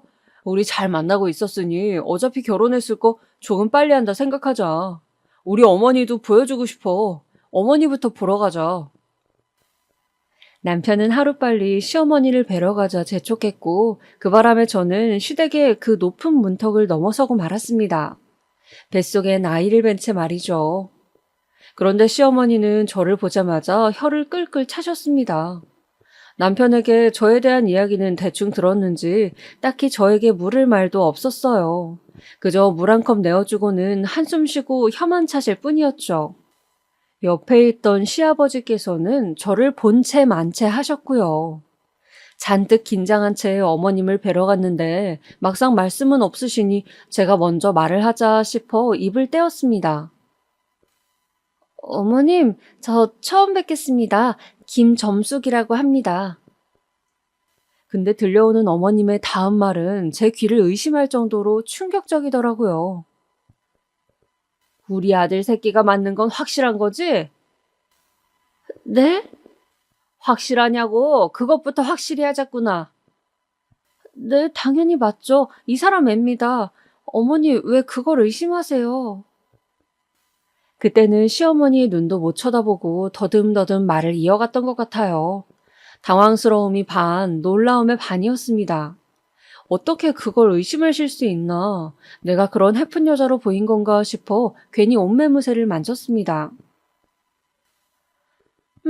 결혼식 배부르기 전에 최대한 빨리 해라. 그리고 작게 해. 사람들 눈에 띄지 않게. 시어머니가 마지막으로 말씀하신 건 이 2가지였어요. 빨리 해라, 작게 해라. 시어머니는 마치 도둑 결혼이라도 하는 것처럼 후다닥 결혼식을 해치우고 싶어 했습니다. 저야 고향 사람들도 다 초대하고 오빠 친구들까지 생각하고 있었는데 그렇게 못을 박아버리니 난감하더라고요. 그래서 어머님, 제가 임신을 하긴 했는데 아무래도 아버님 손님분들도 있고 해서 아주 작게는 힘들 것 같은데요. 라고 용기 내어 말씀을 드렸는데 곧바로 시어머님의 날선 대답이 돌아왔어요. 너 지금 자랑하니? 네? 사고 쳐서 결혼한 거 난 자랑하고 싶은 마음 없다. 그러니 최대한 서둘러. 임신에 결혼한 거 저희 실수고 잘못이라면 잘못입니다. 근데 저렇게 말씀하시니 마치 제가 꼭 부정을 저지른 것만 같아 저 나름대로는 기분이 상하더라고요. 그래도 어머님 손주인데. 허나 어쨌든 정상적인 수순을 거쳐 진행하는 결혼이 아닌 만큼 어머님 의견에 따라 빠르게 진행했습니다. 결혼식은 정말 친한 지인들과 가족들만 초대했던지라 휑하고 초라했어요. 그도 그럴 것이 어머님들은 식구들 빼곤 아무도 부르지 않았더라고요. 마치 이 결혼을 숨기기라도 하고 싶은 것처럼요. 이게 오빠들 눈에도 이상해 보였는지 나중에 오빠들이 제게 와 왜 이리 결혼식을 작게 했냐 물어보았지만 저도 딱히 할 말이 없었습니다. 오빠들은 그래도 어렸던 여동생이 번갯불에 콩 볶아 먹듯 시집을 간다니 나름 섭섭했는지 결혼식 날 눈물까지 글썽이더라고요. 그리고 그때 당시로 치면 꽤 큰 돈을 축의금으로 내주었어요. 이 돈을 어찌 모았을지 생각하면 눈물이 다 날 정도로 제겐 참 귀한 돈이었습니다. 우리 점숙이 똑똑하니까 잘 살 거다. 잘 살겠지만 살면서 힘든 일 있음 언제들 오빠들 찾아야 한다. 알았지? 알았어, 오빠들. 늘 고마워요. 살다 힘들 때 오빠들 꼭 찾을게요. 결혼이라는 식을 치르고 나니 감회가 새로워진 건지 그날은 유독 눈물이 많이 났습니다. 식이 끝나곤 오빠들을 꼭 껴안고 한참을 고맙다고 서로 등 두드려주기도 했죠. 그런데 나중에 들었지만 시어머니께서 그 모습을 보시고 또 혀를 차며 뭐가 좋아 저리 웃는 건지 모르겠다고 했다더군요. 시어머니의 구박은 그때부터 시작되었습니다. 먼저 시어머니는 갑자기 아이가 생겼으니 바로 분가하기보단 같이 살다가 분가하시길 원했는데요. 근데 그걸 제가 반대했어요. 시댁살이가 두렵기도 했지만 그보다도 어차피 아이 생기면 제가 보살피고 돌보고 할 일이 많을 텐데 시댁에 그 짐을 들이기도 싫었고 저희 부부 둘이서 헤쳐나가고 싶었거든요. 시어머니는 그걸 꼬투리 잡아 거세게 반대를 하기 시작하셨고요. 아니, 그럼 니들이 무슨 수로 돈을 모으겠다는 거야? 같이 살기라도 해야 절약이 되지. 니네 둘이 나서서 펑펑 써재 끼면 애는 어쩌려고 그러냐? 애 생각은 안 하냐? 그건 네 시애미 말이 맞다. 나가 살면 다 돈이야. 니들은 세상 물정은 몰라. 어머님, 아버님, 그게 아니고요. 저희도 저희 나름대로의 계획이 있어요. 작은 집에서 시작하는 거지만 아껴 쓸 자신도 있고요. 절약하며 잘 살 테니 한 번만 지켜봐 주세요. 뭘 잘한다고 살아보지도 않았으면서. 시어머니는 못마땅한 듯 혀를 차셨지만 결국 저에게 한 발 양보해 주셨습니다. 덕분에 저희는 따로 분가하여 단칸방에서 신혼살림을 시작하게 되었죠. 연애만 해봤지 처음 해보는 결혼 생활은 낯설기도 하고 새롭기도 했습니다. 남편 속옷 빨래를 해주고 가끔은 남편이 절 대신해서 밥을 차려놓고 남편은 가부장적인 집안에서 자란 것 같은데 희한하게 살림에 여자 남자가 없더라고요. 저희 때만 해도 집안 살림은 여자가 해야 한다는 인식이 강했는데 남편은 아유 그런 게 어딨어. 시간 남는 사람이 하는 거지 뭐. 하며 자신이 손수 나서 밥을 안 치곤 했습니다. 이런 점이 남편의 장점이었죠. 하지만 단점이 있었다면 사람이 뭐랄까 지나치게 우유부단한 점이 있었습니다. 착하고 순한데 뭐든 결정하는 걸 어려워했어요. 그리고 너무 착하게 보이는 나머지 다른 사람들에게 이용당하기도 좋았고요. 저는 그런 점을 우려해 남편에게 항상 말하곤 했어요. 여보, 나는 당신이 선한 것도 좋고 다른 사람 배려하는 것도 좋은데 그래도 가끔은 자기 의견도 말해야 해요. 안 그럼 회사에서 무시당할 수 있으니까. 하지만 그러면 남편은 허허실실 웃으며 그럴 리 없어 걱정 마라고 말하곤 했지만 어쩐지 불길한 예감이 들었습니다. 아무쪼록 그렇게 10달을 품어 소중한 아이를 출산하고 저는 제대로 된 산후조리를 하지 않은 채 바로 육아전선에 뛰어들었어요. 아이를 먹이고 재우는 것만 해도 시간이 없었기에 너무 힘들었지만 남편은 당시 시아버지의 호출로 길게 출장을 가는 바람에 저를 도울 수가 없었습니다. 남편이라도 있었다면 육아가 좀 쉬웠을 텐데 매일 밤 아기를 껴안고 자면서도 남편이 그리워 가끔은 눈물도 흘리곤 했습니다. 그러던 어느 날 남편이 출장에서 돌아와 육아를 도와줄 수 있을 무렵 이제 좀 마음이 편해지겠다 싶었는데 시어머니가 들이닥치더군요. 시어머니는 반찬을 갖다 준다는 명목으로 들어오시곤 했는데 항상 제가 옷차림을 제대로 하고 있지 않을 때 들어오셔서 민망할 때가 많았습니다. 너 남편 밥은 제대로 해주는 거니? 네, 어머님, 그럼요. 요즘 이이가 멸치볶음을 좋아해서 많이 먹이고 있어요. 예, 골고루 해라, 골고루. 한 가지 반찬만 하지 말고. 그럼요. 이래봬도 저 요리 잘해요, 어머님. 아, 근데 여기까진 어쩐 일이세요? 어머님 오실 줄 알았으면 뭐라도 사놨을 텐데. 됐다. 집에서 먹고 왔으니 좀 함께 여기 치워보거라. 집이 이렇게 좁아서야 원. 그러게 내 말 들었으면 오죽 좋아. 나가서 이게 웬 생고생인지. 궁시렁거리는 시어머니의 말은 애써 흘리며 자리를 만들어드렸어요. 시어머니와 몇 날 며칠 부대껴 보니 시어머니는 맞서려 하지 않으면 그냥 화를 냈다가도 혼자 사귀시는 성격이시더라고요. 그래서 화는 났지만 그냥 못 들은 척 흘리는 게 상책이었습니다. 그리고 어찌됐건 아이의 할머니이기도 했으니 그에 맞는 대우를 해드려야 한다고 생각했어요. 그런데 시어머니는 살림으로만 잔소리를 하시는 게 아니고 언젠가부터 아이 성별로도 유난스럽게 굴더라고요. 처음에 애 태어났을 땐 별말 하지 않으시더니 저희 딸아이가 크고 나자 얼른 아들을 낳아야 한다. 그래야 우리 집안 대를 잇지 하고 보채시는 겁니다. 다른 건 몰라도 딸아이란 이유 하나로 자꾸 그러시니 저도 속이 상했어요. 어머님, 아시다시피 아직 저희 첫째 이제 1살인데요. 터울 있게 낳고 싶어요. 그리고 아직 저희 경제적인 사정도 넉넉지 않고요. 그래서 내가 말하지 않았니? 돈은 모을 수 있을 때 모으는 거라고. 네가 내 말만 들었어도 이 꼴이 났니? 계집애가 뭐야, 계집애가? 너 이러다 둘째도 딸이면 어쩌려 그래? 셋째까지 낳아보려고? 어머님, 아이 들어요. 저희 아이 딸아이라도 소중해요. 어머님은 어떻게 생각하실지 모르겠지만요. 그러니 아이 앞에선 적어도 그런 말씀하지 말아주세요. 뭐야?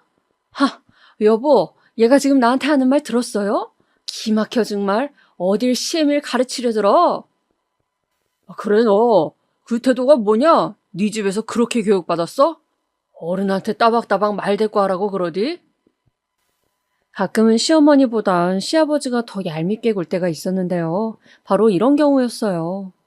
시어머니한테 직언을 했다는 이유로 시아버지가 절 혼내실 때 말이죠. 혼나는 이유도 모르고 혼났지만 그때마저도 저는 제 의견을 굽히지 않았습니다. 정말 너무들 하시네요. 그 말만 하곤 시댁을 나와버렸습니다. 그러니 그때부터 시부모님은 아예 작정하고 저를 미워하기 시작하더라고요. 대놓고 망신 주고 무안 주기는 기본이었고 명절날 가면 가사도우미 부리듯 저를 대하곤 했습니다. 과일 깎기 못하면 그것도 못하냐며 트집 잡고 음식해야 한다고 2박 3일 불러다 사람을 못 살게 굴고 이런 상황을 중재해 줄 수 있는 건 남편뿐이었습니다. 시댁에서 찬밥 신세를 받는다 해도 남편이 중간 역할만 잘해주면 저도 사람 취급 받으며 살 수 있었어요. 그래서 어느 날 남편 붙잡고 이러저러 하니 너무 힘들다고 토로했더니 거기다 대고 이러더군요. 나보고 그럼 어떡하라는 거야? 부모를 등지기라도 하라고? 그 말이 아니잖아, 지금. 당신 왜 이렇게 답답해? 당신이 어머님, 아버님한테 말 잘해서. 우리 엄마가 들을 사람이야? 그래봤자 갈등만 커져. 그냥 당신이 참는 게 나아. 지금껏 잘 참았으면서 왜 그래? 네, 남편은 정말이지 제 고통이라고는 생각도 못 해주는 남의 편이더군요. 자기 역시 시아버지의 비위 맞추며 일하느라 힘들어서 밥도 제대로 못 먹고 다닌다는데 그런 자기에게 무리한 부탁을 하지 말라나요? 뭐라나요? 정말이지 어이가 없었습니다. 그럴 거면 아버지 회사를 나오면 되지. 그것조차 말하지 못하고 맨날 시아버지 전화 한 통이면 달려가 내내 하는 것도 보기 싫었죠. 사실상 남편의 장점은 부드럽고 다정한 사람이라는 것이었는데 이젠 정이 떨어져 그 장점마저 퇴색된 것 같았습니다. 저희는 부부로서의 정도 뭣도 없이 사는 오직 애가 있다는 이유 하나만으로 살고 있는 부부였습니다. 참 회한이 밀려오더군요. 그래도 한때는 그토록 사랑해서 만났던 남편이었는데 그 와중에 시어머니는 제가 아이 문제에 있어 제멋대로 하려 하자 길을 들이셔야겠다고 생각했는지 저를 집으로 부르는 일이 잦아졌어요. 이유인 즉슨 며느리가 되어서 아픈 시애미 돌보는 걸 개떡으로 알면 안 되니 봉양하라는 거였죠. 아침부터 저녁까지 먹성 좋은 시어머니 입맛에 맞춰 저는 요리를 하고 간식을 만들고 집안일까지 소화해야 했어요. 그러다 아이가 울면 가서 달래주고 또 재워주고요. 애는 내가 돌볼 테니 넌 일이나 해라. 시어머니는 처음에야 이렇게 말씀하셨지. 막상 뒹굴거리시며 잠이나 잘 뿐 저희 애는 안중에도 없으시더라고요. 어쩜 자기 손주이신데도 저리 매정하신지 혀를 찼습니다. 그때 제가 시어머니의 말을 딱히 거부하지 않고 그대로 따라드린 건 사실상 예의였습니다. 얼마 전 허리를 다쳐 아프시다고 앓는 소리도 내시고 하니 거기에다 대고 어머님 혼자 알아서 하세요 라고 말할 수가 없어 해드린 예의였죠. 근데 어머니는 이걸 굴복이라고 받아들이신 건지 저를 아주 막대하시더라고요. 거기다 툭하면 저희 친정을 건드리셔 제 성질을 돋구곤 했어요. 얘 근데 말이다. 너희 집이 어디라고? 저 시골이라 했지? 아니 거긴 어디냐? 차 타고 갈 수 있는 곳이야? 그럼요 어머님. 왜 못 가요? 갈 수 있죠. 참 시골 촌구석이라도 그건 되나 보네. 신기하다. 촌구석까진 아닌데. 얘 말 대꾸 하지 말고 얼른 감자전이나 부쳐라. 입이 심심하다. 이런 식으로 말입니다. 거기다 제가 어느 날인가 아버지에게 해산물을 가득 받은 적이 있었는데 이걸 가지고는 시비를 거시더군요. 너 이번에 그 아버지가 해산물 보내주셨다며? 그거 왜 안 가져오냐? 네? 아니, 너 내가 조개 좋아하는 거 모르니? 조개, 가리비, 굴 이런 거 없어서 못 먹는다 나는. 그러니 그런 거 들어오면 째깍째깍 가져와라. 아낄 생각 말고. 하여튼 이런 걸 꼭 내 입으로 말해야 하지 넌. 아, 네. 싫어요 라는 말이 목구멍까지 올라왔는데 쪼잔한 사람 될까봐 차마 그렇게는 말 못하고 고개만 끄덕였습니다. 하지만 그 이후론 친정에서 그런 걸 받아도 절대 어머님께 알려드리지 않고 남편도 입조심을 시켰죠. 저희 아빠가 저 생각하며 주신 걸 시부모님께 나눠드리고 싶진 않았거든요. 하지만 이놈의 입방정, 남편놈의 입방정이 문제였죠. 명절날 친정에 갔다 오면 남편은 제 말은 쏙 잊어버리고 꽃게를 가져왔다느니 하는 말을 내뱉었고 그러면 시어머니는 저를 노려보며 한 말씀 하셨죠. 시애미 주기가 그리 아까웠니? 이런 망할년 같으니라고? 너 다 먹어라. 아니 그게 아니고 이기적인 것. 솔직히 그럴 땐 저도 민망해 할 말이 없어 고개를 돌리고 서 있곤 했습니다. 시부모님은 그런 제게 대놓고 욕을 퍼부었고요. 참 너무 험난한 시집살이였네요. 시어머니 등살에 구박에 남편의 무관심에 서러움이 한가득인 세월이었습니다. 그런데 그리 살던 어느 날 친정 아버지에게서 연락이 왔어요. 아빠 무슨 일이에요? 아니 다른 게 아니고 딸 얼굴 볼 겸 서울 올라갈까 하는데. 정말? 그럼 나야 좋지. 아빠 언제 와요? 이번 주말이 좋을 것 같아. 그렇게 아버지께선 서울에 올라오셨고 저는 오랜만에 아빠와 화기애애한 시간을 보냈어요. 그야말로 저에게는 참 휴식 같은 시간이었습니다. 이곳저곳 다니며 즐거운 시간을 보냈죠. 근데 가족의 눈은 못 속이는 건지 저에게 많이 야위었다며 시댁에서 고생하고 있냐 묻더라고요. 아니에요, 고생은 무슨. 그런 게 아니면 왜 이렇게 홀쭉해? 뭐든 잘 먹는 애가 밥도 잘 먹지 않고. 아빠의 걱정스런 말이 제 코끝을 순간 시큰하게 만들었습니다. 그리고 그 자리에서 통곡하듯 울고 싶은 마음을 겨우겨우 꾹 눌러 참았습니다. 하지만 아빠는 그 자리에선 아무 말 없으시더니 무언가 눈치채셨나 보더군요. 돌아가는 길에 저를 꼭 안아주시며 우리 딸 아빠가 사랑하는 거 알지? 라는 한마디를 하셨어요. 아빠의 사랑한다는 한마디, 그건 제가 그 힘든 세월을 지나올 수 있게 한 동력이나 다름없었습니다. 훗날의 세월 역시 마찬가지고요. 다행히 그 이후 남편도 회사 일에 적응을 하고 출장이 줄어들면서 가정에 붙어있기 시작했어요. 그간 못해줬던 게 미안했는지 저에게 없던 애교도 부리고 집안일도 다시 거들고 하더라고요. 남편이 도와주니 그나마 육체적인 피로가 덜했죠. 부부 사이가 조금 좋아지니 둘째도 생겼고요. 근데 둘째를 낳기 전부턴 이 애가 아들인지 딸인지 벌써부터 걱정이 되었습니다. 혹시나 딸이면 또 셋째 낳으라 할 텐데 그 소리 듣기 싫어서라도 차라리 아들이면 좋겠더라고요. 하지만 하늘도 무심하시지. 저는 또 딸을 낳고 말았어요. 저에게야 우리 두 딸들 다 너무 귀중하고 소중하지만 시어머니는 제게 못할 소리를 참 많이 했습니다. 10시간의 진통 끝에 겨우 애를 낳은 저에게 와서는 셋째 준비해라 라는 말씀을 하고 가신 분이니까요. 거기다 첫째 때 산후조리를 제대로 못해 몸이 아팠던 걸 생각하면 둘째 때 잘해야겠다 싶어 조리원에 들어가려 하니 극구 반대를 하시더라고요. 내 아들이 힘들게 번 돈으로 뭔 놈의 지랄까지 하고 앉아있어. 거기다 아들도 아니고 계집애인데 그냥 집에서 미역국이나 끓여 먹어라. 어머니, 왜 이렇게 아들에게 집착하세요? 제가 딸 낳고 싶어서 낳았나요? 그만 좀 하세요. 저 애 낳은 지 얼마 안 된 사람이라고요. 유난 떤다, 유난 떨어. 나 때는 애 낳고 3일 만에 나가 일했다. 어디 꾀병을 부리려 들어?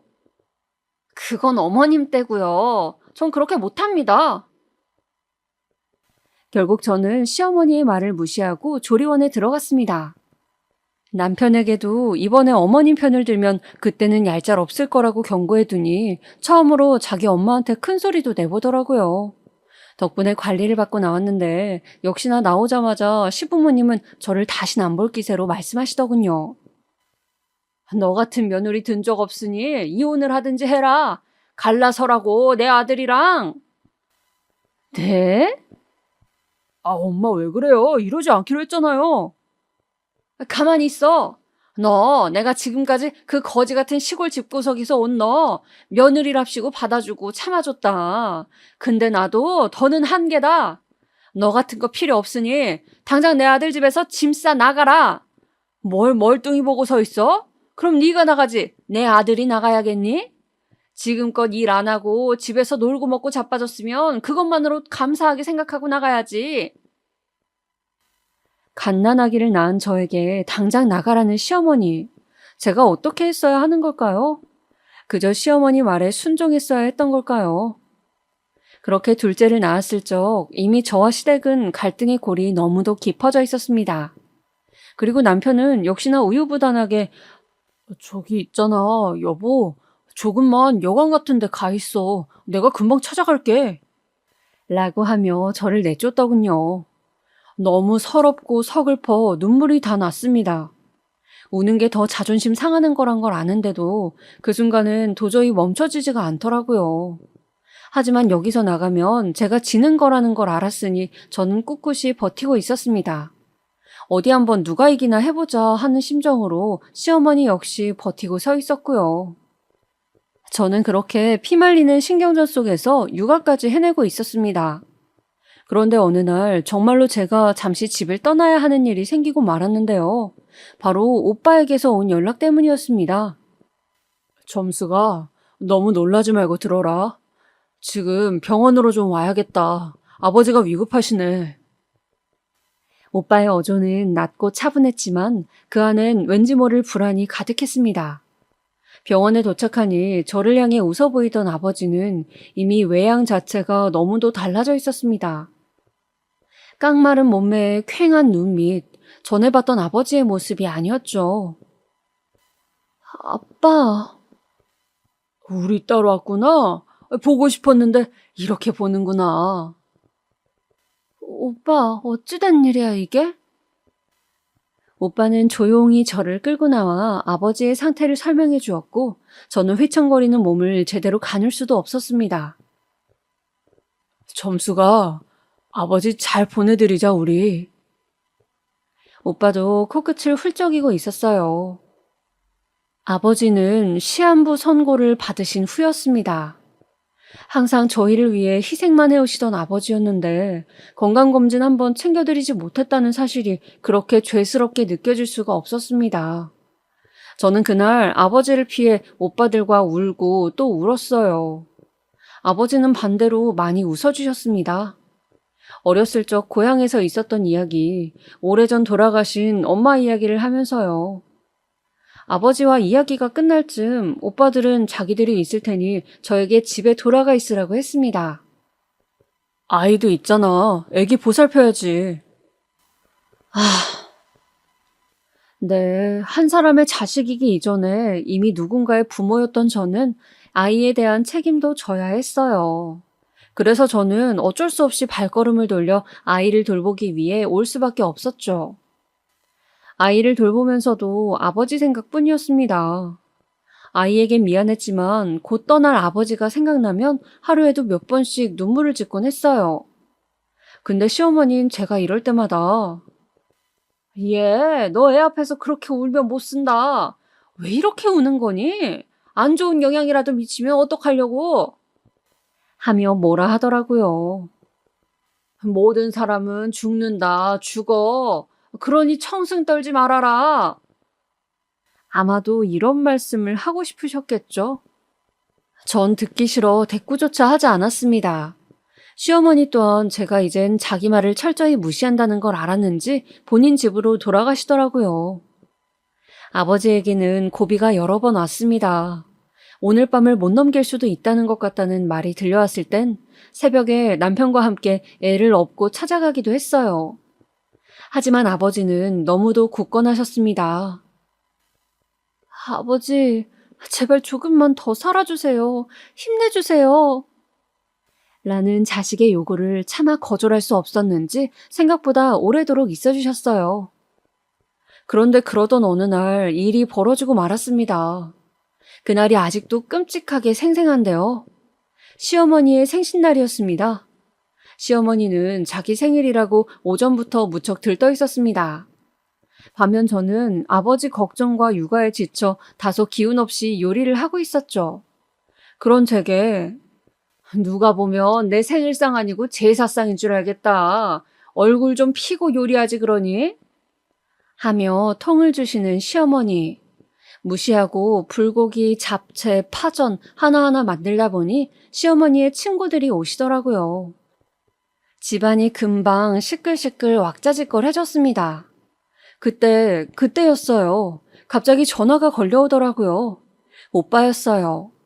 가슴을 부여잡으며 조심스레 받아보니 오빠의 목소리는 슬픔으로 가득해 있었어요. 얼른 와봐야 할 것 같아. 빨리 와. 점수가 빨리. 저는 오빠의 말을 듣자마자 다급히 앞치마를 벗고 시어머니에게 대강 상황을 설명드린 뒤 신발을 신었습니다. 오로지 머릿속엔 아버지 생각밖에 없었죠. 그런데 그때 시어머니께서 저를 붙잡으시며 그러더군요. 아니, 너 아님 음식은 누가 하라고? 어머님, 지금 저희 아버지가 위독하세요. 그래, 안다, 알아. 근데 아니, 솔직히 말해서 고비가 뭐 한두 번이었니? 저번에도 고비라 했다가 가번이 아니었다며. 아닐 거다. 그러니 안심하고 얼른 내 요리나 마저 해주렴.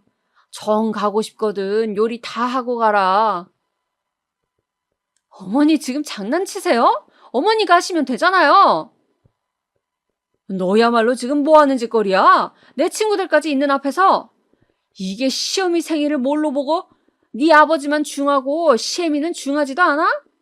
당장 들어와. 내가 오냐오냐 봐줬더니. 아, 이거 놓으세요. 놓으시라고요, 좀. 못 놓는다. 못 놔. 이 징그러운 것 같으니라고. 결국 시어머니와 저는 몇 번의 몸싸움까지 벌여야 했고 시어머니 친구들이 이를 뜯어말릴 정도였습니다. 그리고 그 결과 오빠의 연락을 받은 지 30분이나 지체되어 병원에 도착했고 아버지는 이미 세상을 떠나신 뒤였습니다. 아버지... 아버지라는 말이 겨우 입 밖으로 튀어나왔는데 그 순간 고여있던 슬픔이 한꺼번에 터져버려 바닥에 엎드려 엉엉 울고 말았어요.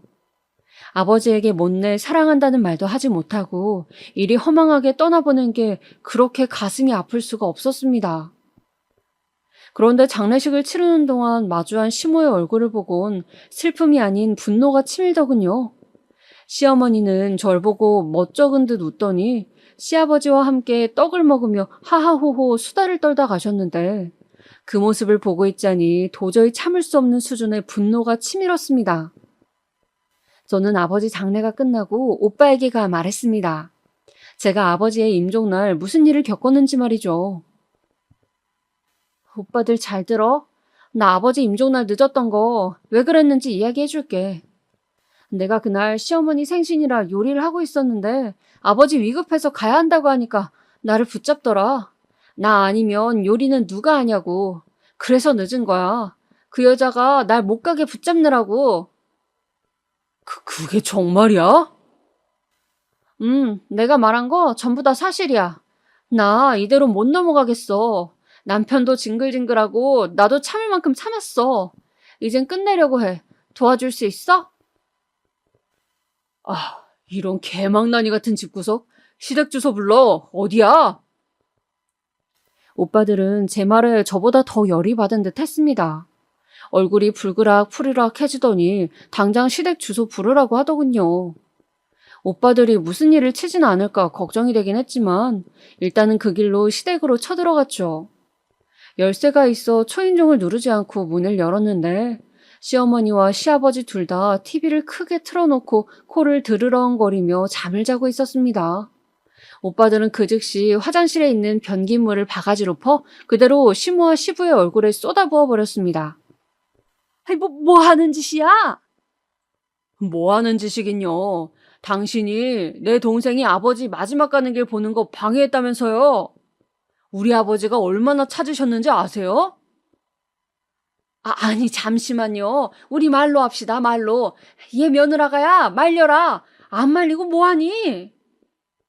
저는 잠자코 서 있었어요. 어차피 시댁과 끝난 사이 오히려 이렇게 복수라도 하고 끝내줄 수 있으니 너무 다행이었습니다.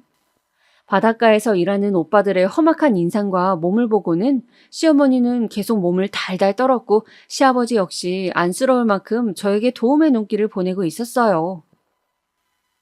오늘이 당신들 제삿날입니다. 아시겠어요? 그리고 큰오빠는 그 말을 끝으로 시아버지 집에 있는 골프채를 들어 집안 물건들을 부수기 시작했어요.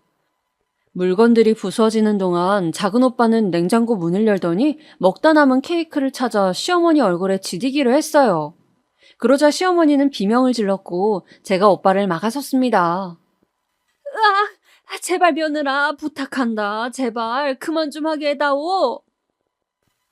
네 어머님, 제가 깔끔하게 이혼해 드릴 테니 오늘 일은 없었던 거예요. 아시겠어요? 응, 알겠다. 그럴게. 해교나 오빠들이 경찰에 들어가는 걸 막기 위해선 시어머니의 입단속도 필요했어요. 그렇게 일을 마무리하곤 저는 이혼 도장을 찍었습니다. 양육권도 모두 제가 가져왔고요. 설사 시댁 쪽에서 오빠들이 벌인 일을 걸고 넘어져 행패를 부리면 어쩌나 했는데 저희 큰오빠가 마지막으로 한 말이 먹혀들었나 봐요. 허튼 짓 하면 그땐 애들 풀 거라는 식으로 이야기했는데 시어머니가 단단히 겁을 먹었는지 순순히 양육권도 내어주더라고요. 남편과 이혼한 것에 후회는 없냐고요? 전혀 없습니다. 우유부단함을 넘어서서 자기 아내 하나 지키지 못한 남편을 무슨 남편이라고 이날 이때껏 데리고 살았는지 모르겠더라고요. 오히려 안 본다고 생각하니 속이 다 후련할 지경이었습니다. 그 이후 저는 애 둘 데리고 정말 열심히 후회 없이 살았습니다. 다행히 오빠들 일이 잘 돼서 지원도 많이 받았어요. 사실상 오빠들이 없었더라면 애 키우기 많이 힘들었을 텐데 오빠가 저희 두 딸들 교육비에 생활비에 그 무엇도 부족하지 않게 해주었기에 지금 이렇게 잘 키울 수 있었죠. 지금은 저희 두 딸들도 오빠들을 얼마나 좋아하고 따르는지 모릅니다. 문득 마무리하려니 저희 아버지 마지막 유언이 생각나는데요. 가족끼리 잘 보듬고 살아달라고, 특히 우리 막내딸 아프지 않게 지켜달라고 이게 유언이었다 하십니다. 그 유언을 듣지 못하고 보내드린 게 아직도 한입니다. 허나 오빠들이 아버지의 그 약속을 잘 지켰고 저 또한 그랬으니 그걸로 아버지에게 효도한 것이겠죠? 아버지, 하늘에서 제 이야기 듣고 계시나요? 부디 어머니와 만나셔서 행복하게 사시고 계셨으면 합니다. 언젠가 우리 다시 만날 그날을 기다리고 있을게요.